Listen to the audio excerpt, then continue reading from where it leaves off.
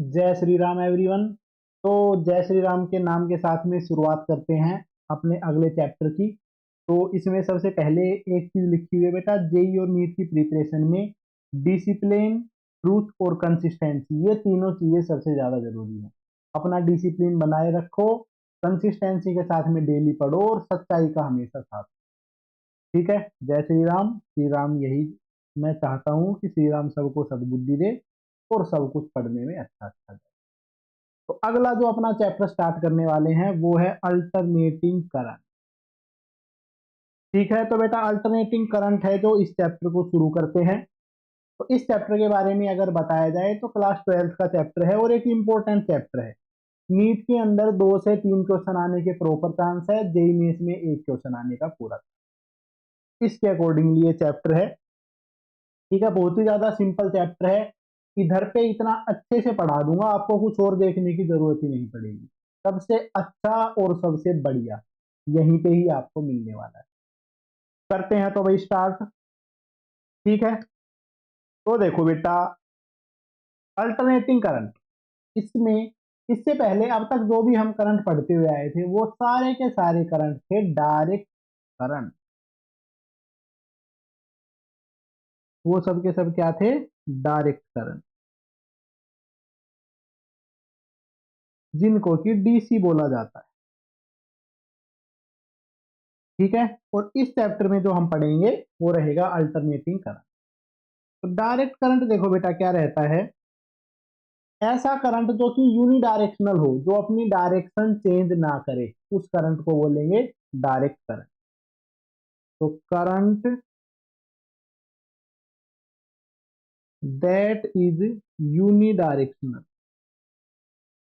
Unidirectional. ठीक है, या फिर और it does not change its direction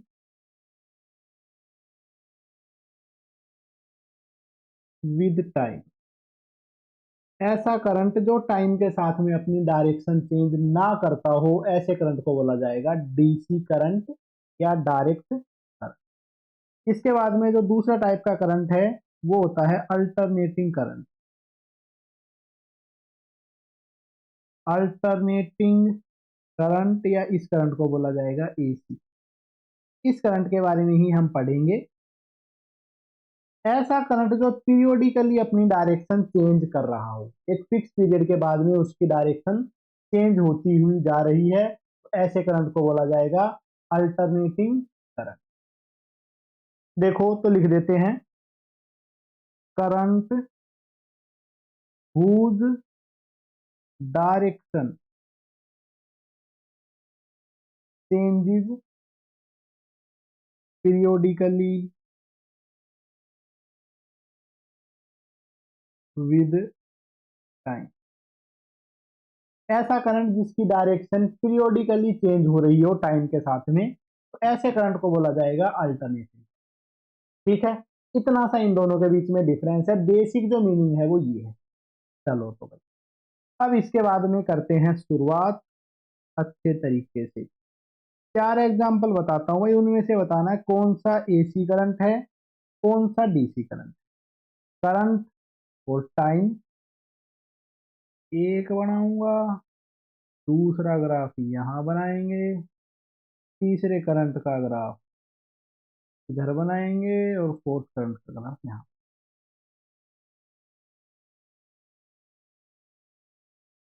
ऐसे करके बेटा अपने पास में 4 करंट हैं। पहला करंट है इस तरीके से, ठीक है। दूसरा करंट है इस तरीके, करते रहो इनको नोट। तीसरा करंट है इस तरीके से, फोर्थ करंट है ऐसे स्क्वायर वेव की टर्म से।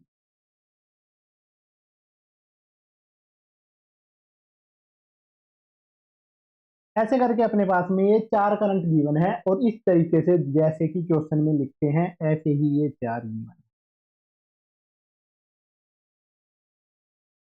इन चारों में से बताना है कौन सा करंट किस टाइप का है, कौन सा एसी करंट है, कौन सा डीसी करंट है, कौन सा किस तरीके का करंट है। तो सबसे पहले करंट के बारे में अगर मैं बात करूं तो पहला करंट है वो कांस्टेंट रह रहा है, उसका टाइम के साथ में कोई भी चेंज नहीं आ रहा है, तो इस करंट को बोला जाएगा डायरेक्ट करंट, क्योंकि ये ऐसा करंट है जो कि टाइम के साथ में चेंज नहीं हो रहा है, इसलिए इसको बोला जाएगा डायरेक्ट करंट। एक ही डायरेक्शन है, वो भी पॉजिटिव। सेकंड वाला ग्राफ बेटा, पहले पॉजिटिव फिर नेगेटिव फिर पॉजिटिव फिर नेगेटिव, तो कंटिन्यूअसली अपनी डायरेक्शन चेंज किए जा रहा है, तो ऐसा करंट कौन सा होता है? AC current. बेटा ये अपने पास में एसी करंट।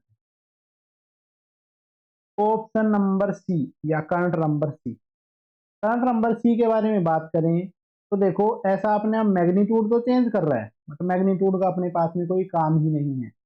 पहले पॉजिटिव था, बाद में भी पॉजिटिव है, जीरो हुआ, बाद में पॉजिटिव है, पॉजिटिव ही पॉजिटिव रहे जा रहा है, कभी नेगेटिव गया ही नहीं। तो ऐसे करंट को कौन सा करंट बोला जाएगा?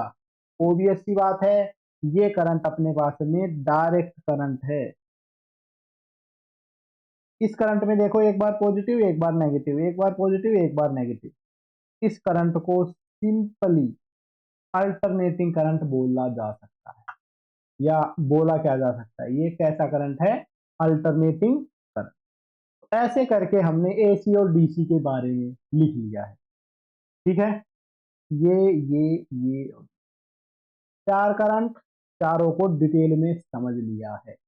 इस तरीके से होते हैं अपने पास में बेटा करंट का क्लासिफिकेशन। इसके बाद में जो नेक्स्ट चीज है वो है मेरे बच्चे स्किन इफेक्ट। स्किन इफेक्ट को समझना भाई। स्किन इफेक्ट क्या होता है बेटा? जो भी अपने पास में एसी करंट है, वो एसी करंट सरफेस पे ट्रेवल करने की कोशिश करता है। कोई भी कंडक्टर है, कंडक्टर में कहां पे कंसंट्रेटेड रहता है एसी करंट? सरफेस पे। इसको लिख लेते हैं एसी करंट या alternating current try to concentrate on surface of a conductor. AC current हमेशा सरफेस ऑफ ए कंडक्टर पे रहने की ट्राई करता है, ठीक है। इसी को बोला जाता है स्किन इफेक्ट, ठीक है। तो जितना भी एसी रहेगा वो मोस्ट ऑफ कहाँ पे ट्रेवल करेगा? मोस्ट ऑफ जो एसी रहता है वो सरफेस ऑफ कंडक्टर पे ट्रेवल करता है। तो बेटा इस चीज के लिए देखो क्या रहता है, रियल लाइफ में आप जितनी भी वायर देखोगे ना, जो भी एसी के लिए वायर रहती है, एक वायर नहीं होती है, वो अपने पास में चार पांच वायर का गुच्छा ले लेते हैं, उनको मरोड़ मरोड़ के एक वायर बनाएंगे। डीसी वाली वायर कैसी भी ले लो, कोई फर्क पड़ता ही नहीं है। बट एसी की वायर क्या होती है?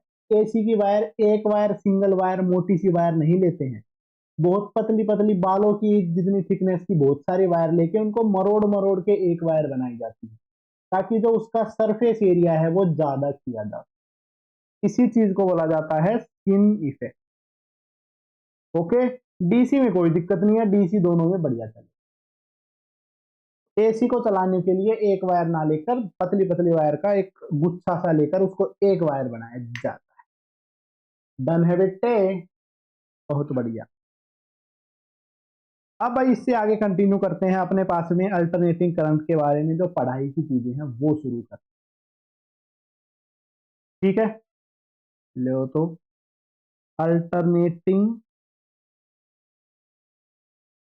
करंट। अल्टरनेटिंग करंट का जो सोर्स है बेटा, वो सोर्स क्या होता है, कहां से अल्टरनेटिंग करंट पैदा होता है? बहुत बढ़िया चीज पूछ ली भाई। अल्टरनेटिंग करंट बेटा कहां से पैदा होता है? तो सिंपल सा लॉजिक है भाई, अल्टरनेटिंग करंट जो आता है ना अपने पास में, अल्टरनेटिंग करंट के लिए जो है, पहले तो एसी जनरेटर था, एसी जनरेटर का ही दूसरा नाम डायनेमो होता है। तो अल्टरनेटिंग करंट का एक सोर्स तो क्या हो गया? AC generator. बहुत बढ़िया, ठीक है। या फिर अपने पास में इलेक्ट्रॉनिक ऑसिलेटर भी अल्टरनेटिंग करंट को ही प्रोड्यूस करता है। तो main source of AC EMF, AC EMF मतलब जो अल्टरनेटिंग करंट के कोरस्पोंडिंग वोल्टेज है वो मे बी डायनमो डायनेमो बेटे बोलते हैं अल्टरनेटिंग, जो अपने पास में अल्टरनेटिंग करंट जनरेटर था ना, एसी जनरेटर, इससे पहले चैप्टर का लास्ट टॉपिक वो। और एन इलेक्ट्रॉनिक ऑसिलेटर, इन दो चीजों का जनरली यूज किया जाता है अल्टरनेटिंग करंट को प्रोड्यूस करने के लिए।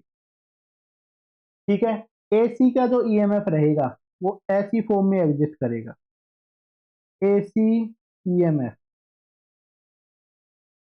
विल हैव फॉर्म ऑफ,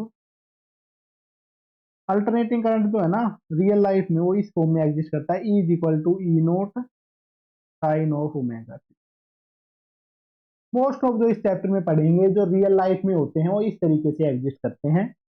ई है ये अपने पास में एसीएमएफ है, और ई नोट है ये इसकी पीक वैल्यू है,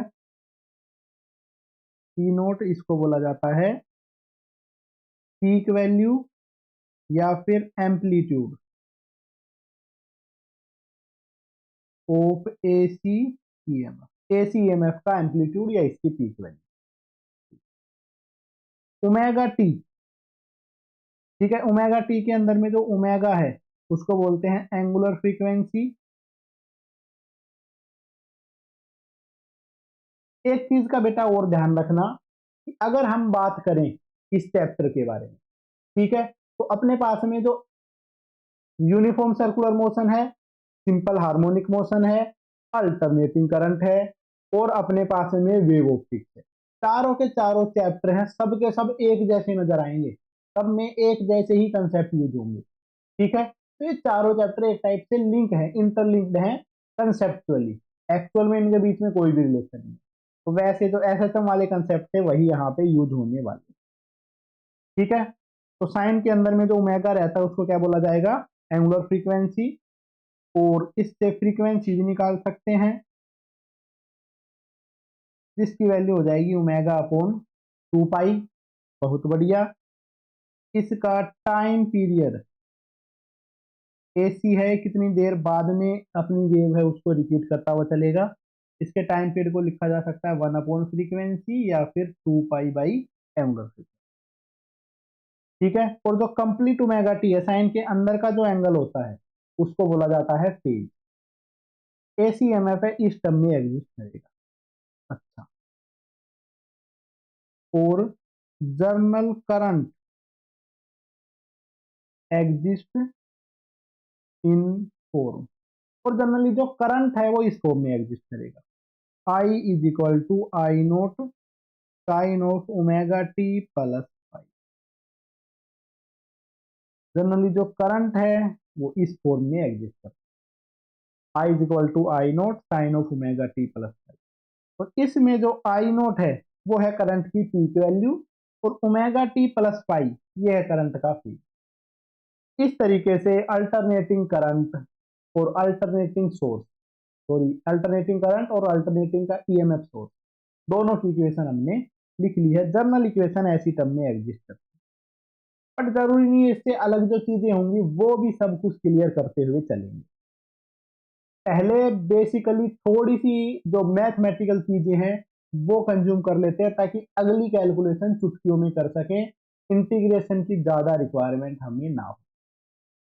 ठीक है, तो लिख लो इस टॉपिक को कि भाई थोड़ा सा गणित, थोड़ा सा गणित के बारे में पढ़ने वाले हैं। बेटा ऐसी चीज पढ़ा दूंगा आज तक कहीं पे नहीं पढ़ी होगी, टाइम वेस्ट नहीं कराऊंगा बिल्कुल भी, काम की चीज है, काम की सबक, खत्म बात।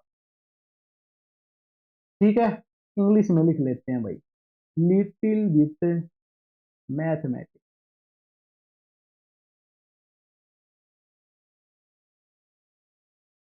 ठीक है, लिटिल विथ मैथमेटिक्स कर लेते हैं। सबसे पहले बेटा एक चीज के बारे में हमने पढ़ा होगा, पढ़ा क्या होगा अभी मैं ही बता रहा हूं, वो है अपने पास में एवरेज वैल्यू। कोई भी फंक्शन है उसकी एवरेज वैल्यू कैसे निकाली जाती है, तो दो टाइप की कोई चीजें एग्जिस्ट कर सकती हैं। एक तो भाई डिस्क्रीट, डिस्क्रीट मतलब अलग अलग अलग अलग अलग अलग अलग अलग, उन सब की एवरेज वैल्यू निकालने के लिए लिखा जाता है F1 plus F2 plus F3 up to Fn, जितने भी हैं उन सबको n से डिवाइड कर देंगे, सम करके n से डिवाइड, ऐसे करके एवरेज वैल्यू लिखी जाती है। अगर अपने पास में कंटिन्यूअस फंक्शन हो तब एवरेज वैल्यू कैसे आएगी? कंटिन्यूअस फंक्शन के लिए एवरेज वैल्यू का फॉर्मूला और बता देता हूं। एफ है जैसे integration F D T upon integration D T, ऐसे करके एवरेज वैल्यू निकाली जाएगी। टाइम लिमिट t1 से t2, टाइम की लिमिट है t1 से, ऐसे करके एवरेज वैल्यू जो है उनको निकाला जाता है।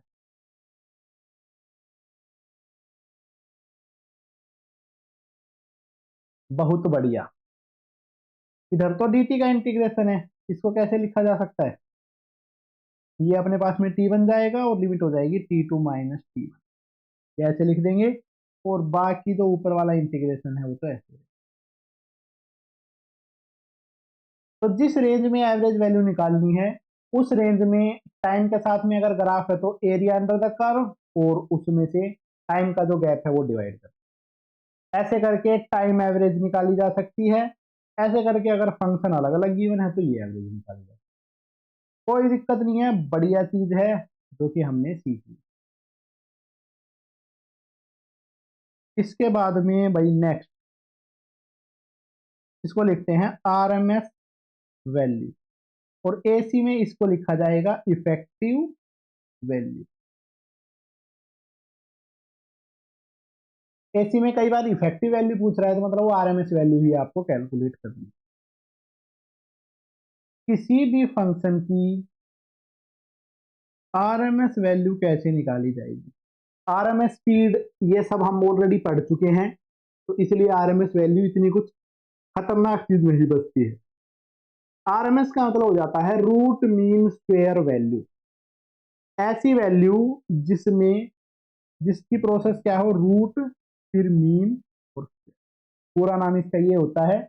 इसको निकालने के लिए सबसे पहले तो स्क्वायर करते हैं, फिर उसका मीन निकालते हैं और फिर उसका अंडर रूट लेते हैं, ऐसे निकाली जाती है आरएमएस वैल्यू। तो सबसे पहले तो मैं स्क्वायर कर रहा हूं बेटा, F1 का स्क्वायर F2 का स्क्वायर ऐसे कर सकते हैं, फिर उन सबका मीन निकालेंगे। F2 का स्क्वायर F3 का स्क्वायर अप टू Fn का स्क्वायर, तो उसको n से डिवाइड कर देंगे, तो ये हो जाता है मीन स्क्वेयर्ड वैल्यू। अब इस पे भी अगर मैं रूट लगा दूं तो ये बन जाता है रूट मीन स्क्वेयर्ड वैल्यू। इस वैल्यू को क्या बोला जाएगा? Root mean squared value, F RMS value.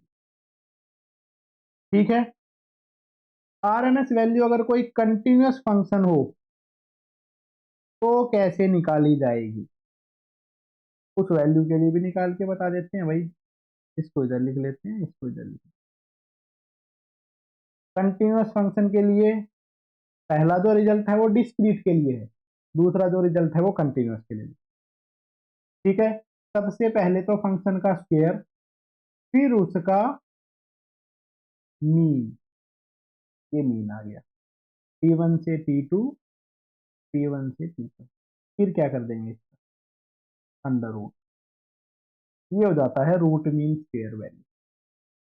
RMS value ऐसे करके निकाली जाती, कोई दिक्कत की बात नहीं है, आपसे नहीं निकलवाएंगे, ऐसे शॉर्टकट बता देंगे, खत्म, चुटकियों में निपटाएंगे बेटे क्वेश्चंस को। नेक्स्ट अपने पास में नंबर थर्ड केस, कुछ ऐसी आरएमएस वैल्यू हैं, कुछ ऐसी एवरेज वैल्यू हैं जिनको हमें याद रखना है, वो वाली मतलब कुछ वैल्यू है जिनको हमें याद रखना है, वो वैल्यू मैं आपको बता दे रहा हूं। सबसे पहले बेटा अगर मैं बात करूं साइन थीटा की एवरेज वैल्यू, साइन थीटा का ग्राफ आपको याद होगा, ऐसे होता है साइन थीटा का ग्राफ।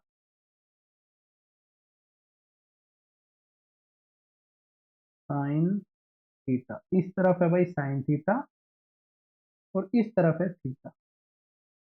ठीक है बेटा, कंप्लीट साइकिल पे इसकी एवरेज वैल्यू निकालूंगा तो इसका एरिया निकालना पड़ेगा, तो इसका यहां से लेकर एक कंप्लीट साइकिल पे। ठीक है। सिर्फ साइन थीटा की एवरेज पूछी जा रही है, मतलब कंप्लीट साइकिल के लिए बतानी है। तो इसकी कंप्लीट साइकिल के लिए इसकी एवरेज वैल्यू 0 आएगी, क्योंकि जितनी पॉजिटिव वैल्यू है उतनी ही नेगेटिव वैल्यू। ठीक है, ऐसे ही अपने पास में भाई कोस थीटा का ग्राफ होता है। ग्राफ में बेटा कोई भी फर्क नहीं है, बस थोड़ा सा शिफ्ट हो गया है। ये है थीटा, ये है कोस। कोस थीटा ग्राफ 1 से स्टार्ट होता है, फिर यहां से उसके बाद में ऐसे। ठीक है, तो ऐसा मान लो इसी ग्राफ को मैं अगर यहाँ से स्टार्ट करूँ, इतना सा मिस करके यहाँ से स्टार्ट करूँ, तो ये कोस का ग्राफ बन जाएगा। अच्छा, तो कोस थीटा का जो ग्राफ है वो मैंने बना दिया है, और ये ग्राफ ऐसे दिख रहा है। चलो कोई नहीं। तो बेटा कोस थीटा में देखो, जितना पॉजिटिव है उतना ही नेगेटिव आ गया। कोस थीटा की भी एवरेज वैल्यू जो है उसकी वैल्यू क्या जाती है, ये एवरेज वैल्यू लिखी है फुल साइकिल के लिए। क्लियर पॉइंट है यहां तक, कोई दिक्कत नहीं है। फुल साइकिल के लिए पूछ ले तो इनकी एवरेज वैल्यू इतनी सी आएगी। ऐसे ही नंबर 4th पॉइंट, अगर साइन थीटा की एवरेज वैल्यू पूछी जाए, साइन थीटा की एवरेज वैल्यू पूछ रहा हूं मैं बेटा हाफ साइकिल के लिए। कब के लिए साइन थीटा की एवरेज वैल्यू पूछ रहा हूं, हाफ साइकिल के लिए। और कौन सी हाफ साइकिल ली है मैंने, वो समझना जरूरी है। बेटा ये हाफ साइकिल ले रहा हूं, ये जो कि है पॉजिटिव हाफ साइकिल। इतनी सी हाफ साइकिल के लिए, इतनी सी हाफ साइकिल के लिए इसकी जो एवरेज वैल्यू है तो सिर्फ पॉजिटिव है, कभी नेगेटिव होगा ही नहीं। इसकी एवरेज वैल्यू 0 नहीं आएगी, इसकी एवरेज वैल्यू आएगी 2/5। ऐसे ही कोस में एवरेज वैल्यू पूछ लेते हैं सिर्फ पॉजिटिव हाफ साइकिल के लिए, ऐसे आ जाएगी। अगर पहली हाफ साइकिल के लिए जितना पॉजिटिव है उतना ही नेगेटिव है। सिर्फ नेगेटिव हाफ साइकिल के लिए इतने के लिए पूछेंगे तो -2/π कर दो। इस तरीके से इसकी वैल्यू जो है वो निकाली जाती है। ठीक है, ये वैल्यू याद रखना, प्रॉपर मेथड से निकाली हुई वैल्यू है, आपको सिर्फ याद रखने के लिए बोला जा रहा है। नेक्स्ट है अपने पास में साइन स्क्वायर थीटा और कोस स्क्वायर थीटा की एवरेज वैल्यू। इसकी एवरेज वैल्यू होती है बेटा 1, 4, 4th, half cycle and full cycle. चाहे बात हम कर रहे हो हाफ साइकिल की, चाहे हम बात कर रहे हो फुल साइकिल की, दोनों केस में साइन स्क्वायर थीटा और कोस स्क्वायर थीटा की जो एवरेज वैल्यू है वो 1/2 ही रहती है, और इसमें कोई भी फर्क नहीं निकल के आता। ऐसा रहता है इनकी एवरेज वैल्यू। बस भाई ये एवरेज वैल्यू लिख दी जो इस पेज पे हैं, सारे का आंसर, सारे के सारे आंसर इनसे ही निकाल दूंगा। टेंशन ही मत लेना, इतने ज्यादा एग्जाम्पल, ज्यादा क्वेश्चन, ज्यादा कंसेप्ट क्लियर कर लेंगे कि बेटे दिक्कत नहीं आई होगी। ये जो बाल सफेद हुए हैं ना, धूप में सफेद नहीं हुए हैं, सर्दियों में हुए हैं। अरे मतलब नहीं, सर्दियों में नहीं। तो बेटा ये जो बाल सफेद हुए हैं ना, ये तुम्हारे जैसे बच्चों को ही डॉक्टर बना बना के सफेद हुए हैं, बहुत सारे बच्चों को इंजीनियर्स बना बना के सफेद हुए हैं। ठीक है, लिखते हैं तो अब क्वेश्चन, जिसमें कि हम एवरेज और आरएमएस वैल्यू निकालेंगे।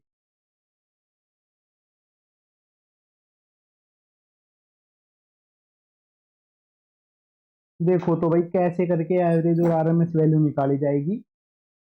सबसे पहले टाइप का करंट देखो, इस तरीके से एग्जिस्ट कर रहा है, I is equal to I naught sine omega T. इस तरीके से ये करंट है। इस करंट का अगर मैं बेटा ग्राफ बनाऊं ना, तो ग्राफ ऐसा बनेगा। इस डायरेक्शन में है आई और इस तरफ फ्लोट कर रहा हूं मैं, ठीक हो। ओके, देखो अब ये हमने लिख दिया है। साइन का ग्राफ है तो साइन के अकॉर्डिंगली बना दिया है। मैक्सिमम वैल्यू है आई नोट और इसकी जो मिनिमम वैल्यू है वो है -आई। इस तरीके का ये क्वेश्चन है, I is equal to I naught sine omega T. इसके लिए हमें एवरेज वैल्यू और आरएमएस वैल्यू है वो निकाल। देखो तो मेरे बच्चे, टोटल इसका टाइम पीरियड है टी और इधर तक का है टाइम पीरियड T/2। इसकी अगर मुझे एवरेज वैल्यू निकालनी है, एवरेज वैल्यू की बात हो रही है तो फुल साइकिल की बात है। फुल साइकिल पे इसमें जितनी पॉजिटिव वैल्यू है उतनी ही नेगेटिव वैल्यू है, तो फुल साइकिल पे इसकी एवरेज वैल्यू 0 है। इसकी एवरेज वैल्यू निकालें, इस करंट की कौन सी एवरेज वैल्यू निकालनी है? First half cycle. ठीक है, फर्स्ट हाफ साइकिल के लिए इसकी एवरेज वैल्यू निकालनी है। बेटा इसकी इक्वेशन क्या थी? आई नोट साइन ओमेगा टी। इसकी एवरेज वैल्यू निकालनी है ना, तो आई नोट की तो एवरेज वैल्यू कुछ नहीं होगी, कॉन्स्टेंट है। साइन ओमेगा टी की एवरेज वैल्यू निकाल लेंगे भाई। साइन ओमेगा टी की average value first half cycle. बेटा फर्स्ट हाफ साइकिल इतनी सी है तो इतनी सी वैल्यू होती है पॉजिटिव।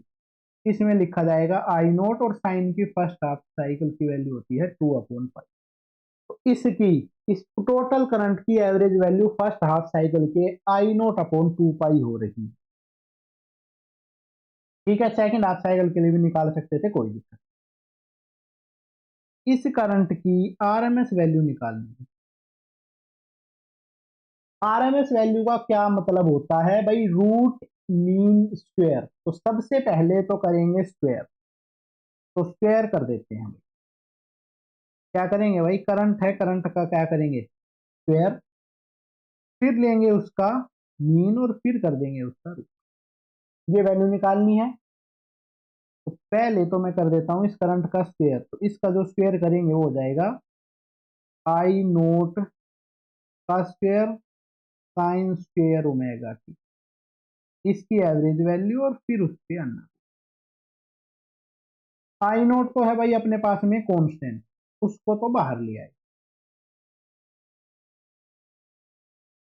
ठीक है, साइन स्क्वायर ओमेगा टी, फिर उस पे है रूट। ऐसा हो गया। इससे आगे इसको सोल्व करता हूं मैं। आई नोट का स्क्वायर तो बेटा इस रूट से बाहर आ जाएगा, तो क्या बचेगा? आई नोट। साइन स्क्वायर की एवरेज वैल्यू कितनी होती है? ये तो साइन स्क्वायर की एवरेज वैल्यू हो गई ना। तो साइन स्क्वायर की एवरेज वैल्यू होती है 1/2, उस पे रूट लगा हुआ है। क्या वैल्यू आ जाती है आरएमएस वैल्यू? I0/√2। तो इस केस में आई नोट साइन ओमेगा टी वाले केस में करंट की जो आरएमएस वैल्यू है वो बन गई है I0/√। डन, बिल्कुल ही डन। इसके बाद में जो नेक्स्ट है वो समझना। नेक्स्ट है भाई अपने पास में एक इस तरीके से वेव है भाई। देखो मेरे बच्चे, वेव है इस तरीके से।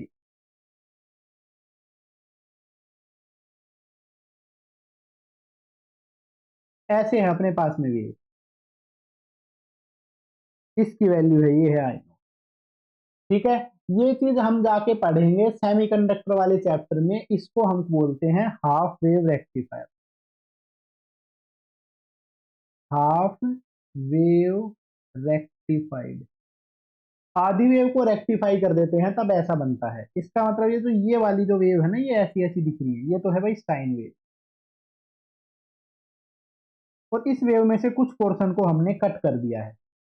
तो बेटा देखो, कंप्लीट के लिए एवरेज वैल्यू निकालेंगे तो 0 से लेकर यहां तक कंप्लीट पीरियड हो जाएगा, उसके बाद में ये हमेशा रिपीट होता रहेगा। इतना इतना।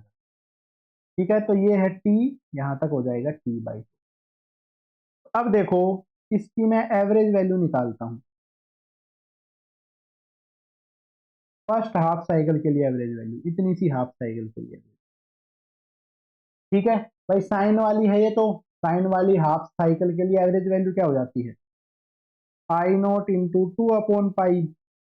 लिखी हुई थी पहले भी, वैसा ही तो है ये, कोई दिक्कत नहीं। करंट की एवरेज वैल्यू निकालता हूं सेकंड हाफ साइकिल के लिए। सेकंड हाफ साइकिल है ये, इसमें तो इसकी एवरेज वैल्यू आरएमएस वैल्यू सब वैल्यू ही 0 है, कोई दिक्कत नहीं। इसके बाद में निकालता हूं मैं करंट की एवरेज वैल्यू फुल साइकिल के लिए, वह कंप्लीट साइकिल के लिए। इतनी सी कंप्लीट साइकिल के लिए इसकी एवरेज वैल्यू क्या होगी। तो अब बेटा इसमें इंटीग्रेशन कुछ नहीं करना है, दो हाफ हाफ साइकिल के लिए एवरेज वैल्यू आ चुकी है, तो अब तो वही वाला फॉर्मूला लगा लेते हैं ना, नॉर्मल एवरेज वाला, जो डिस्क्रीट वाला मेथड है वो। तो डिस्क्रीट वैल्यू क्या है, पहली हाफ साइकिल और दूसरी हाफ साइकिल दोनों की वैल्यू को सम कर दिया और 2 से डिवाइड कर दिया। तो 2i0/पाई डिवाइडेड बाई 2, तो आंसर आ जाता है i0/पाई। इसकी जो एवरेज वैल्यू है उसकी वैल्यू आ जाती है i0/पाई, एक फुल साइकिल के लिए एवरेज वैल्यू। डन। एक और चीज बची है भाई, आरएमएस वैल्यू। आरएमएस वैल्यू निकालनी है, तो भाई करंट की आरएमएस वैल्यू निकालता हूं फर्स्ट हाफ साइकिल के लिए, करंट की आरएमएस वैल्यू निकालता हूं सेकंड हाफ साइकिल।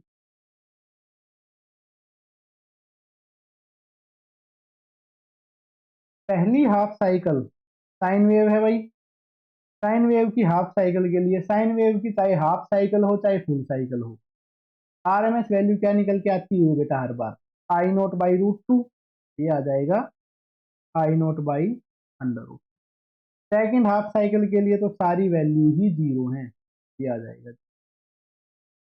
तो करंट की आरएमएस वैल्यू ही पूछी जाए, सिर्फ और सिर्फ आरएमएस वैल्यू, तो उसको कैसे निकालेंगे, √ऑफ इसकी वैल्यू का स्क्वायर, आरएमएस का जो फॉर्मूला था ना डिस्क्रीट वाला वो लगा लेंगे, प्लस 0 का स्क्वायर डिवाइडेड बाई दो वैल्यू हैं उन दोनों से डिवाइड। √ऑफ इसका स्क्वायर करेंगे तो क्या हो जाएगा, i0 का square by 2 plus 0 divided by 2, तो ये बन जाता है √ऑफ i0 का स्क्वायर, और 2 दोनों नीचे चले जाएंगे तो हो जाएगा 4। इस करंट की जो आरएमएस वैल्यू हो जाती है वो बनेगी i0/2 फुल साइकिल के लिए। आगे से जितने भी क्वेश्चन आएंगे वो सब फुल साइकिल वाले ही आएंगे, कोई हाफ साइकिल का ज्यादा खास मतलब नहीं है। आ गई भाई बात समझ में। चलो दूसरा एग्जाम्पल था वो कर लिया, इसके बाद में मैं करता हूं भाई थर्ड एग्जाम्पल। एक होता है बेटा full wave rectifier, full wave को रेक्टिफायर कर दिया, फुल वेव रेक्टिफायर आउटपुट, ठीक है। इसके बारे में ऑलरेडी हम भाई पहले, मतलब कि ऑलरेडी पहले तो नहीं पढ़ चुके हैं, सेमीकंडक्टर इलेक्ट्रॉनिक्स में पढ़ा जाएगा जो क्लास 12 का लास्ट चैप्टर है उसमें, ठीक है। फुल वेव रेक्टिफायर की जो आउटपुट है वो कैसी रहेगी, देखो तो मेरे बच्चे, उसकी जो आउटपुट है वो इस तरीके से आती है, 0 t/2 एक टाइम पीरियड। तो साइन की वेव ऐसी होती थी ना, ऐसी ऐसी ऐसी, उसमें जो नेगेटिव था उसको भी ऊपर पहुंचा दिया, बस इतना सा फर्क है। तो इसका मतलब ये वाली जो वेव है ये साइन वेव ही है, इधर पे जो वैल्यू है वो है i0, ठीक है।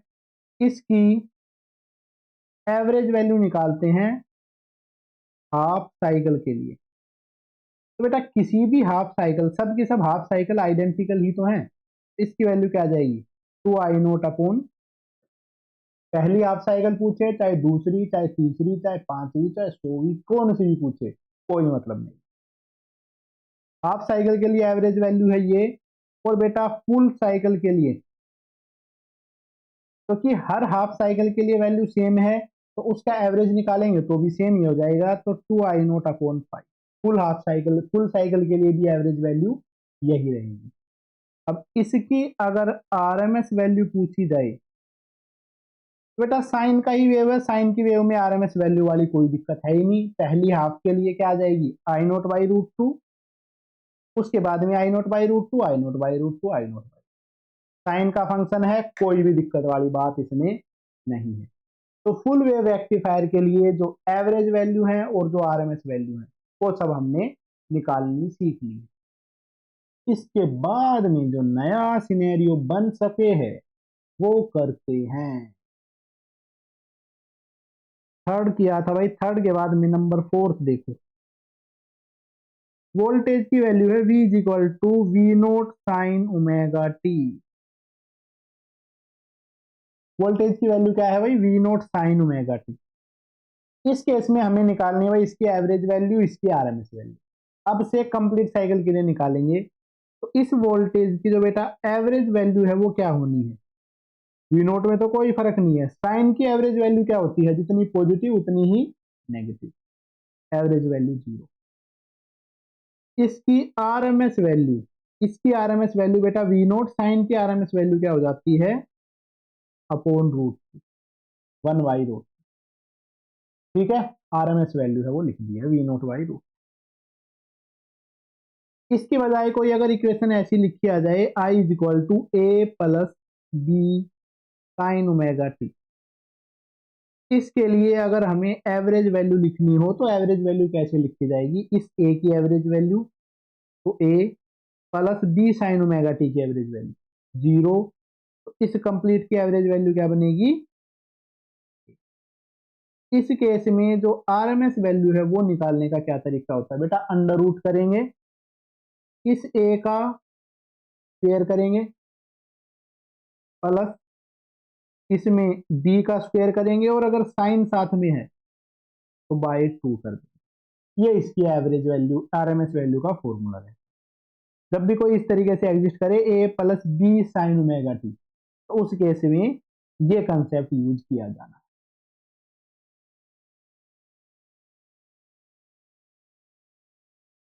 इसके बाद में है नेक्स्ट 6 पॉइंट। करंट है, करंट को लिखा है मैंने A sine omega T plus B cos omega T. इस केस में इसकी जो एवरेज वैल्यू है वो कितनी होगी? बेटा साइन वाले की भी एवरेज वैल्यू 0 है, कोस की भी एवरेज वैल्यू 0। इसमें मेन चीज क्या है? RMS value. ऐसा अगर हो इसमें एक साइन हो एक कोस हो तो आरएमएस वैल्यू को कैसे निकाला जाएगा? ए का स्क्वायर बाई 2 प्लस बी का स्क्वायर बाई, ये रहेगा इसका। इसके बाद में है नंबर 7। अगर ऐसे गिवन हो I is equal to A plus B sine omega T plus C cos omega, इसकी एवरेज वैल्यू बतानी है और इसकी आरएमएस वैल्यू बतानी है। ठीक है बेटा, क्वेश्चन बिल्कुल सिंपल है।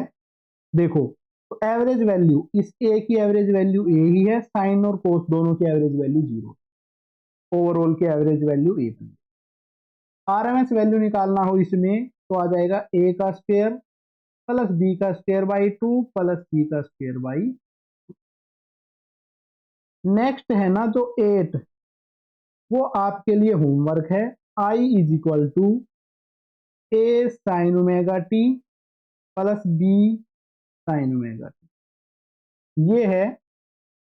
इसकी एवरेज वैल्यू बतानी है और इसकी आरएमएस वैल्यू बतानी है। ठीक है, कमेंट बॉक्स में लिखना। ठीक है, जो भाई नहीं लिखेगा इसका कमेंट बॉक्स में उसका सिलेक्शन नहीं होगा भाई, ये याद रखना। मतलब हो जाएगा, थोड़ा नकली सा कॉलेज मिलेगा। ठीक है, सिलेक्शन सबका हो जाएगा, ऐसा नहीं हो तो मजाक कर रहा था मैं। ठीक है, तो बेटा एवरेज वैल्यू और आरएमएस वैल्यू दोनों की दोनों वैल्यू है, इनको कैलकुलेट करना। अब इसके बाद करते हैं इन पे बेस्ड कुछ अलग टाइप के क्वेश्चन। बढ़िया बढ़िया क्वेश्चन। क्वेश्चन है बेटा ये, in an AC circuit instantaneous current is given by. किसी एसी सर्किट में जो इंस्टंटेनियस करंट है उसकी वैल्यू है I is equal to I naught sine pi by 60। ठीक है, the time from starting when current in circuit become equal to RMS value for first time. वो बताना है, वो टाइम बताना है जब करंट की वैल्यू उसकी आरएमएस वैल्यू के बराबर हो जाए। चलो तो भाई कर लेते हैं इस क्वेश्चन को सोल्व।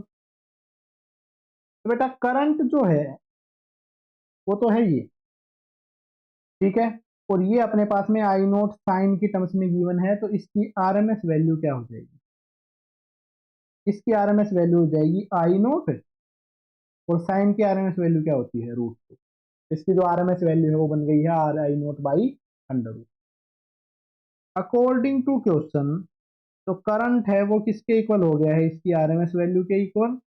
तो I0 sin π/60 is equal to I0/√। तो भाई I0 से I0 कैंसिल आउट, साइन π/60 हो जाता है 1/√2 पे। 1/√2 साइन की वैल्यू कब होती है, साइन की वैल्यू बेटा 1/√2 जब होती है जब साइन 45 हो, तो sine π/6 plus T is equal to sine 45, but as sine होती है रेडियन, तो साइन π/4। 1/√2 को मैंने लिख दिया साइन π/4। दोनों तरफ इनवर्स लेंगे तो साइन से साइन कट जाएगा। π/6 plus T is equal to π/4। T जो है वो निकालना है, π/4 माइनस π/6 प्लस नहीं है, इंटू है। ऐसे छोटी सी गलती की वजह से देख क्या आंसर बन जाता है अपना। पाई से पाई कैंसिल आउट, टी की वैल्यू क्या बन जाती है भाई 6/4, मतलब कि 3/2। तो टाइम है उसकी वैल्यू क्या आ जाती है 3/2 सेकेंड। मतलब करंट की वैल्यू आरएमएस वैल्यू के बराबर कब हो जाएगी, 3/2 सेकेंड। 3/2 सेकेंड को क्या लिखा जा सकता है, 1.5 सेकेंड। ऑप्शन ए इसका बिल्कुल सही आंसर है। अच्छा, बहुत बढ़िया। चलो तो भाई और क्वेश्चन कर लेते हैं इस पे बेस्ड। बेटा नेक्स्ट क्वेश्चन है ये। अब जो भी मैं क्वेश्चन देता हूं उसमें करना क्या है कि भाई सबसे पहले तो आप क्वेश्चन को लिखो, फिर उसको ट्राई करो। अगर वो आंसर नहीं आता है फिर आगे की वीडियो देखो, अगर आता है तो बहुत बढ़िया। ठीक है बेटे, करते हैं इस क्वेश्चन को सोल्व। इस तरीके से है, equation of alternating current, current की इक्वेशन है वो इस तरीके से गिवन है। I is equal to tan√2 sine of tan pi t plus π/6, the time taken to by the current to reach RMS value from t is equal to 0 is t। ठीक है, तो value of t पहली बार RMS value पे कब पहुंचेगा ये पूछा गया। ठीक है भाई, I is equal to I0 sine of omega t, sine की टर्म्स में गिवन है, साइन की टर्म्स में कुछ भी गिवन हो तो RMS वैल्यू क्या बन जाएगी, I0/√2 बन जाएगी tan√2/√2 is equal to 10। According to question जो करंट है उसकी वैल्यू इसकी आरएमएस वैल्यू के ही बराबर हो। करंट की वैल्यू क्या बचेगी भाई, tan√2 sine of 100πt plus π/6। तो ये किसके इक्वल हो जाती है, इसकी आरएमएस वैल्यू के इक्वल, तो इसकी आरएमएस वैल्यू है 10। तो भाई 10 से ये 10 cancel out, sine of 100πt plus π/6। Right side में 1 बचा है, ये √2 को राइट में लेके गया तो बचा 1/√। तो साइन की वैल्यू 1/√2 कब होती है, π/4 पे। इसको मैंने लिख दिया sign of 100πt plus π/6। Sign को हटा देते हैं, अंदर की चीज लिख देते हैं, 100πt plus π/6 is equal to π/6। Pi को कॉमन ले लिया, 100t plus 1/6 is equal to 1/4। 100t हो जाता है 1/4 माइनस 1/6, 24 6 माइनस 4, ये बन जाता है 2/24, तो 1/12। 100t की वैल्यू ये आ गई है, तो t की वैल्यू क्या आ जाती है 1/1200 टाइम है उसकी वैल्यू आ जाती है 1/1200 सेकेंड। ऑप्शन ए जो है वो इसका सही आंसर होगा। ऐसे करके इसका आंसर है वो निकाला गया। ठीक भाई, कोई दिक्कत की बात नहीं है।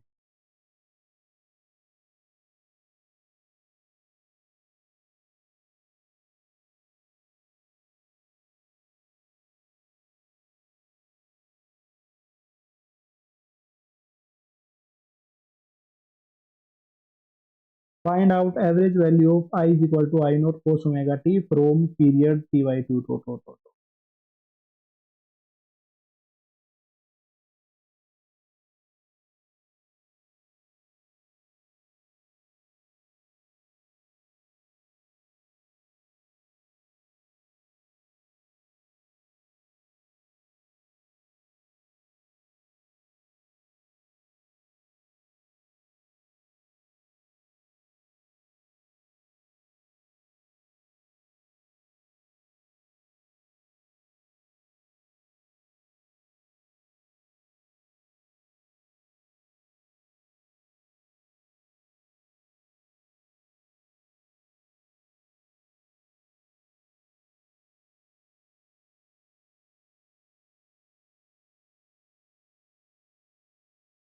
तो बेटा जो नेक्स्ट क्वेश्चन है अपने पास में वो देखो क्या है।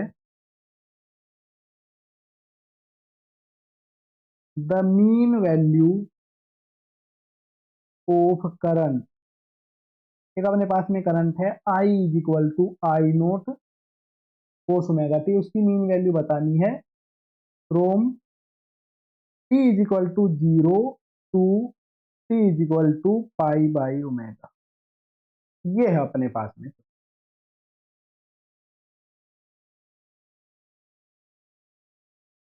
ठीक है बेटा, कोस का ग्राफ है वो कोई दिक्कत नहीं है बेटा। T is equal to zero तो सही है, पाई बाई ओमेगा, बट हम तो कैपिटल टी की टर्म्स में लिखते हैं।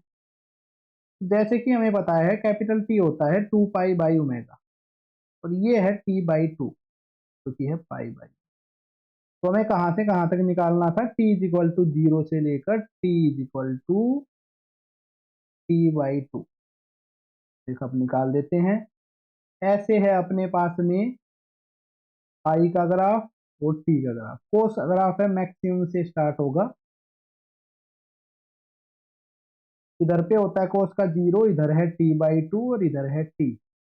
कहां से कहां तक एवरेज निकालनी, यहां से लेकर यहां तक। तो जितना इस पे पॉजिटिव है उतना ही नेगेटिव है। इसकी एवरेज वैल्यू कितनी हो जाएगी इस क्वेश्चन, जीरो।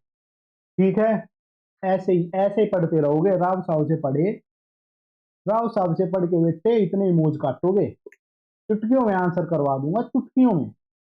मुश्किल क्वेश्चन को भी आसानी से सोल्व कर देंगे। अगला जो क्वेश्चन है इस पे बेस्ड, वो क्वेश्चन करते हैं। ये है बेटा next question. The average value of current as shown for time period zero से टी बाई टू, जीरो से टी बाई टू तक में इसकी एवरेज वैल्यू है वो हमें बता देनी है। जल्दी जल्दी से इसकी एवरेज वैल्यू है ना वो निकाल लेते हैं। तो करंट की एवरेज वैल्यू क्या हो जाएगी भाई, जहां से जहां तक की लिमिट है वहां तक, और integration I D T. Average value निकालने के लिए ये फॉर्मूला होता है, अगर साइन कोस का फंक्शन ना दिखे तो ये यूज करना है। इसमें कहां से कहां तक स्टार्ट हो रहा है, जीरो से लेकर टी बाई टू तक जा रहा है, तो मतलब टी वन है जीरो, ये है T by to. Value put कर देते हैं, ये है T by to minus zero. Integration, ये वाला इंटीग्रेशन मतलब कि एरिया अंडर द कर्व, तो यहां तक का एरिया निकाल लेंगे भाई। इतना सा एरिया, इतना सा जो एरिया है वो क्या आ जाएगा, हाफ इंटू इसका बेस, बेस है टी बाई टू, साथ साथ में इंटू इसकी हाइट, वो है आई। इसका आंसर बन जाएगा, टी बाई टू को लिख दिया two by T, one by two, one by two into I naught. Two से टू कैंसिल आउट, ठीक है। वन बाई टू नहीं है, टी बाई टू था, एक टी भी तो है, ये टी से टी कैंसिल आउट। इसकी जो एवरेज वैल्यू है वो बन जाएगी आई नोट बाई टू, और ये इसका सही आंसर है। ठीक है, कैलकुलेशन देख लो, वापिस से समझ लो और फिर इसका आंसर कर लो। कोई दिक्कत नहीं है, इजीली खुद से भी समझ के कर सकते थे। क्वेश्चन बेटा इतने ही थे। ठीक है, इतने भी क्वेश्चन थे, सारे के सारे टाइप के कर ही दिए हैं, क्योंकि मोस्ट ऑफ तो उस केस में ही डिस्कस कर दिए थे। तो क्वेश्चन यहीं तक थे। इसके बाद में अगला जो टॉपिक है इस पे बेस्ड, वो बता देता हूँ। पेजर है अगले टॉपिक का नाम, जिसके बारे में ऑलरेडी भी पहले हमने पढ़ा हुआ है। ठीक है, एसएचएम में पढ़ा हुआ था, तो इसी चीज को आगे कंटिन्यू कर रहे हैं। पेजर, पेजर का क्या मतलब हो जाता है बेटा, ये रोटेटिंग वेक्टर हैं जो साइन और कोस के लिए रिप्रेजेंट किए जाते हैं। इसको लिख लेते हैं, these are rotating vector, rotating vectors used for sine और कोसाइन फंक्शन। ये रोटेटिंग वेक्टर हैं जिनको यूज किया जाता है साइन और कोस के फंक्शन को सोल्व करने के लिए। चलो भाई, साइन कोस में एडिशन करते हैं ना, तो उस केस में इनका यूज किया जाता है। तो एक एग्जांपल से इनको वापस से आपको क्लियर करवा देता हूं, ताकि दिक्कत ना बचे। ठीक है, क्योंकि भाई काम की चीजें हैं ये। तीन करंट है बेटा, एसी करंट, उनको ऐड करना है। एक है I one is equal to I naught one, इसका मैग्नीट्यूड आई नोट वन है, इंटू साइन। एक है आई टू, जिसको लिख सकते हैं I naught two sine of omega T plus five. एक है आई थ्री, जिसको है I naught three cos of omega T, cos of omega T, ऐसी है। ठीक है, तो इस तरीके से ये तीन है अपने पास में, कोई दिक्कत वाली बात नहीं है। इन तीनों को हमें ऐड करके इनका जो रिजल्टेंट है वो बताना है, मतलब इनको बनाना है, इनको रोट रिप्रेजेंट करना है।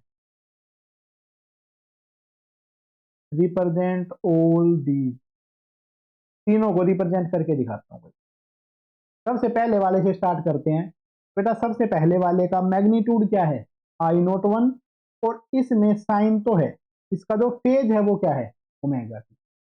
मतलब कि जो रेफरेंस लाइन है ना, एक्स एक्सिस वाली लाइन को मैंने रेफरेंस लाइन बोल दिया, इसका जो एम्पलीट्यूड है वो है आई नोट वन। नेक्स्ट है इसका जो मैग्नीट्यूड है वो है आई नोट जीरो टू। ठीक है, आई नोट टू, और इसका जो फेज है वो है ओमेगा टी प्लस फाइव। तो इस लाइन को माना था रेफरेंस लाइन, ये इस लाइन से फाई आगे है, इतना सा आगे है, इस लाइन से फाई आगे है, और इसका जो मैग्नीट्यूड है वो है आई नोट। नेक्स्ट है I naught three cos omega T. तो कोस ओमेगा टी को क्या लिखा जा सकता है, तो जब भी कोस ओमेगा टी आए तो उसको लिख देना sine omega T plus five by, sine of omega T plus five by two, sine 90 plus theta cos theta ही होता है। ये लिख दिया भाई। मैग्नीट्यूड है आई नोट थ्री, और इससे साइन रेफरेंस से कितना आगे है, पाई बाई टू। ये हो जाता है, तीनों को रिप्रेजेंट कर दिया है। ठीक है, तो ये मेथड होता है फेजर मेथड, जिससे कि हम रिप्रेजेंट कर सकते हैं। ओके मेरे बच्चे, चलो तो इस पे बेस्ड एक आधा क्वेश्चन है, वो क्वेश्चन भी कर लेते हैं। क्वेश्चन है मेरे बच्चे ये, if I one is equal to three sine omega T and I two is equal to four cos omega T. I one जो है वो है थ्री साइन ओमेगा टी, और आई टू है वो है फोर कोस ओमेगा टी। तो I three बताना है। तो यहाँ पे क्या हो रहा है बेटा, आई वन और आई टू आ रहे हैं, और दोनों मिला के क्या बना रहे हैं, आई थ्री। का मतलब I three is equal to I one plus I. इन दोनों को ऐड करना है। पहला है थ्री साइन ओमेगा टी, इसका जो मैग्नीट्यूड है वो है थ्री, और रेफरेंस लाइन है ओमेगा टी। दूसरा है फोर कोस ओमेगा टी, कोस ओमेगा टी को क्या लिख सकते हैं, four sine omega T plus pi by two. Omega T से कितना सा आगे है, पाई बाई टू आगे है, इसको लिख दिया। पाई बाई टू आगे है तो इसका फेजर है 90 डिग्री आगे बना दिया, फोर। ठीक है, तो इस तरीके से बन गया बेटा। अब इन दोनों का जो रिजल्टेंट निकाला वो इस तरफ आ जाएगा। इन दोनों का रिजल्टेंट आ जाता है फाइव। इसका जो रिजल्टेंट है वो उसका मैग्नीट्यूड तो आ गया फाइव साइन ओमेगा टी। ये लाइन थी ओमेगा टी, इस लाइन से कितना सा आगे है, इस ट्राइंगल को देख लेंगे, इसमें ये साइड है 4, ये है 3, ये है 5, ये वाला एंगल थीटा कितना बन जाएगा, 3 4 5 वाली ट्राइंगल जो अपने पास में बेसिक मैथमेटिक्स है वहां पे भी बताई हुई है। तो इस ट्राइंगल में ये एंगल बनता है 53 डिग्री। तो जो I3 है उसकी वैल्यू हो जाती है 5 sign omega T plus 53 degree. कोई भी चीज अगर बीच में मिस कर रहे हो इसका मतलब है टाइम पास कर रहे हो। पहले मैथमेटिकल टूल्स हैं उनकी चीजें पता होनी चाहिए, तभी जाके बेटा ऐसे क्वेश्चंस हैं उनको हम सोल्व कर पाएंगे। इसके बाद करते हैं नेक्स्ट क्वेश्चन। ये है मेरे बच्चे next question. The phase difference between voltage and current in AC circuit is pi by 4। AC circuit में वोल्टेज और करंट के बीच में फोर्स फेज डिफरेंस है वो है पाई बाई, ठीक है, और इसकी फ्रीक्वेंसी है भाई 50 हर्ट्ज। तो वो बताना है फेज डिफरेंस कितने टाइम के इक्विवेलेंट होगा। तो बेटा देखो, एक मान लेते हैं वोल्टेज, एक मान लेते हैं current, I naught V naught, sine of omega T1, एक है साइन ऑफ ओमेगा T2, ठीक है, अलग अलग टाइम के अकॉर्डिंगली इनको बोला गया है। तो इन दोनों के बीच का जो फेज डिफरेंस है, फेज डिफरेंस है मतलब इसके और इसके बीच का, उसको लिख सकते हैं omega T2 minus omega T1, और इसकी वैल्यू क्या है पाई बाई 4। तो ओमेगा को लिख दिया और ये बन गया है T2 माइनस T1। ओमेगा को क्या लिख सकते हैं बेटा 2 पाई इंटू फ्रीक्वेंसी, और ये है भाई टाइम का डिफरेंस, ये हो गया पाई बाई 4 से। पाई से पाई कैंसिल आउट, फ्रीक्वेंसी है 50, 50 इंटू 2 बन गया 100। तो अपने पास में जो टाइम है जिसके कोरस्पोंडिंग ये फेज बना है वो हो जाता है 1/400 सेकेंड। और 1/400 सेकेंड को सेकंड्स में मतलब प्रॉपर तरीके से कन्वर्ट करें मिली सेकंड में, इसकी वैल्यू आ जाती है 2.5 मिली सेकंड। इस तरीके से इसको रीअरेंज करके लिखा गया है। तो ये वाला जो है अपने पास में इनका जो फेज है उस फेज का डिफरेंस है टाइम के टर्म्स में हमें लिखना, ऐसा कुछ क्वेश्चन है। ये भी अपना एसएचएम है उससे रिलेटेड ही क्वेश्चन है, ठीक है। तो इधर तक ही थे अपने पास में इसके क्वेश्चन। इससे आगे हम करेंगे अगर हम एसी वोल्टेज को अप्लाई करते हैं किसी रजिस्टर के अक्रॉस में तो क्या सिनेरियो बनता है।